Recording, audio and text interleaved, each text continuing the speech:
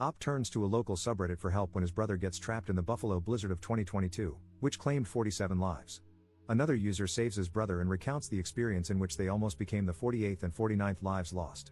Editor's note: for some general info, Buffalo, New York, is known for its snowy winters, but the blizzard of 2022 has been called the storm of a lifetime. 48 inches, 122 centimeters, of snow fell in about 48 hours. With the wind chill, the temperature was minus 30 degrees Fahrenheit, minus 34 degrees Celsius. The conditions were so bad that emergency services were suspended. 47 people died. Original post by u/Junzeman. Op made a post in r/Buffalo that was titled, "I need urgent help. My brother has been stuck in his car since the afternoon. He is near X address and is running out of gas. We have tried our best to contact the fire department, police, and tow companies but haven't received any help yet. Please, someone help me. Any help or suggestions would be greatly appreciated." A comment from a local about the conditions in the area. Volunteer firefighter here. Our trucks cannot move in this snow. We are getting stuck and cannot get to anyone at the moment. At least 50% of the town's fire apparatuses are stuck somewhere. I hate to say this, but if you can contact him, tell him help is probably not coming. He is going to have to get resourceful, knock on doors, do something. There is nothing we can do at the moment. We are snowed in at the fire hall. Comment left by u/spore211215. I live close by, I can bring some gas and warm clothes, possibly. If he's up for it, I can walk him back to that fire hall. I live near that area. Update 1 day later. Posted by u/spore211215. Saw another post on here saying someone was stuck on Genesee Street near Crabapples. Well, I think to myself, hey, I only live about half a mile from there. I bet I could help this person, and I make the decision to go. He's been stuck there all day, and his clothes got wet from the snow while trying to leave, so I knew he needed help. So, I'm getting myself ready. I grab what little gas I have, some food and water in case he needs any, and some warm clothes and a blanket for him. Then I gear myself up. I put on thick hiking socks, sweatpants, a backpack to carry my gear, puffy snow pants, a Hanes white tee, 2 sweaters, a jacket, a high-vis vest, thick leather winter gloves, insulated winter muck boots, a headband, and a motorcycle helmet to help combat the snow and wind. So, it's time to head out. It's about 11 p.m., the wind gusts are still ripping outside, and snowdrifts can bring visibility down to zero. The motorcycle helmet is a mixed bag, helpful in some ways but also letting snow get stuck in my face, but overall, it was a good choice. Now, let me tell you, going to get this man was difficult. I'm a taller man myself, so the snowbanks weren't as much of a struggle for me, but unfortunately, when the snowdrifts reach up to my mid-thigh and every step has my foot dropping all the way down into the snow with no resistance, it turns just walking into a big task in itself. So, I'm making my way down the street, and it is difficult. I get that I'm wearing a motorcycle helmet and that it's hard to breathe in, but even when the visor was lifted, it was still hard to breathe, not only because of the snow constantly blowing in my face but also because walking itself was exhausting. I'm in decent shape, but trudging through those drifts is no easy task. Eventually, I make it down my street and a few streets over, switching between easier and near impossible spots of walking along the way. I get to an automotive business, and their building blocks a lot of the snow, allowing me to walk like normal for once in a long while. I keep trekking, but now I'm near a main road without buildings as densely packed, so the snow drifts are blinding at points, and I need to focus on buildings and objects to know where I'm going. Eventually, I make it to the man's car after a good 40 minutes of walking, even though I only traveled 0.6 miles. So, I get to the car and give him some clothes because that's mostly what he was interested in. He didn't care for any gas, food, or water, but I made sure to offer it to him just to be sure. He changes and gets ready to make the trek himself with my help. After a few minutes, he's ready, and we're on our way. He says he talked with someone and has a house he can go to for warmth and safety for the night, about 0.3 miles away. Alright, sounds good, let's head there. We make our way there. The man is not well dressed for the weather, but you've got to work with what you've got. He has regular sneakers on, his pants, my snow pants that I gave him, the hat I gave him, the sweater I gave him, and his shirt underneath. He throws a blanket over his head as a kind of protection against the wind and snow. It's bad out. My tracks from just a few minutes ago are all but gone, but I know the way I'm going, so it's alright. We walk up the road to the cross street and quickly cross. It's hard to see or hear anything, so we can't really tell if a plow is coming, and we act fast to stay safe. Then we make it to the side street. Well, needless to say, that street hasn't been plowed in ages. Snow drifts reach near my chest, and with no paths available, it's time to trailblaze and make our own. We need to make it maybe 9 or 10 houses into the street, but with snow like this, we're barely progressing at all.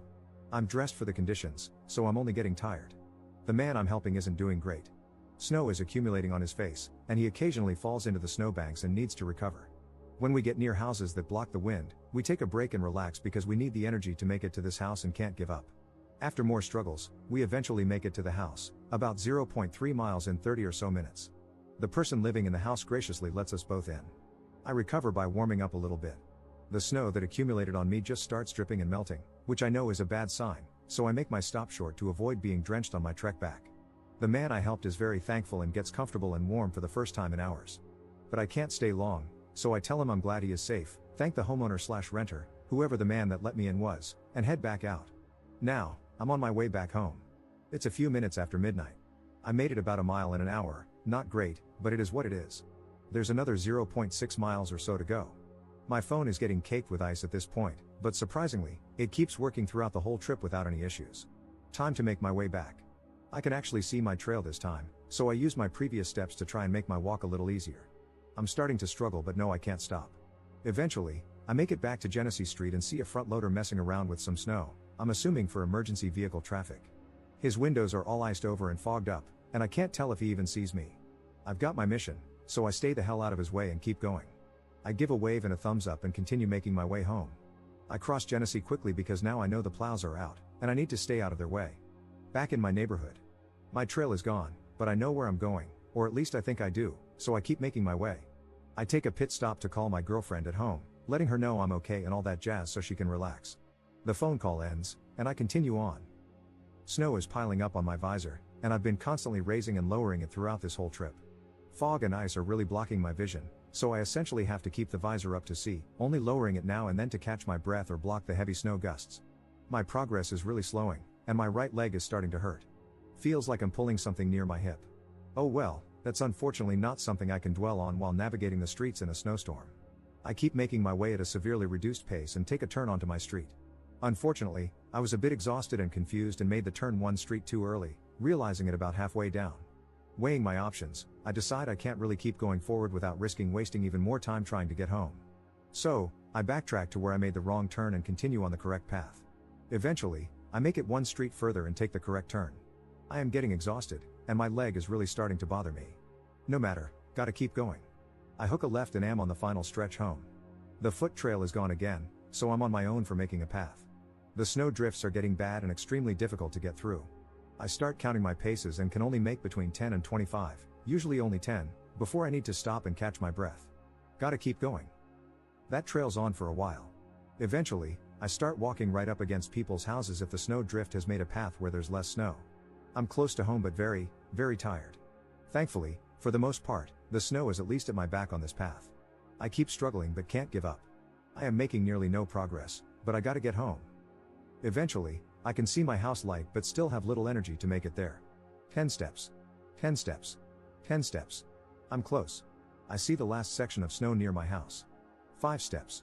My leg is really hurting. 5 more steps. Boom. Home. I am exhausted and ready to drop. I make it in the door, and my girlfriend helps take off all my clothes, backpack, and whatnot. I'm caked in snow but stayed warm throughout. I try to take my helmet off, but the snow caked onto the back of my head so much that my hair had ice in it, making it stick together. She had to melt the ice with her hands to get it off. I have her check me for frostbite, and surprisingly, there's none to be found, which I might debate. At the time of writing this, my ears are still a bit numb and have a funny feeling, but nothing of much concern. It's almost like the feeling of Novocaine at the dentist, but to a much lesser extent. Then I relax. She has hot cocoa ready for me as I walk in, and now I just get to relax. I earned this hot chocolate. Mission success, helped a man get home safe and got home myself. A comment from the homeowner who took you/Junzeman's brother in. Thank you man, you saved the guy's life. May Allah bless you. I'm the homeowner you guys came to help. For a second, I thought you were a first responder with your helmet on, lol. It's a happy ending story. The man stayed in my house for 2 nights, and he headed out home this morning. He even helped me clean some snow off my driveway before he left. He arrived home safely, though his car is still stuck on the road. Thank you once again. Second update same day. Posted by you/Junzeman. Last night, I made a post asking for help from my brother, who was stranded in the snow. After posting, I received lots of suggestions and advice. Then, out of nowhere, this man came and offered his help. Shout out to this kind human angel, you/Spore211215, for helping my brother out of the snow in Buffalo last night. This man deserves all the love, prayers, and gratitude for risking his own life to save a stranger. My family will forever be indebted to him, and I just want to help share his story in the hope of spreading some good news during this holiday season. Please help me make this local story known. Thank you, and happy holidays.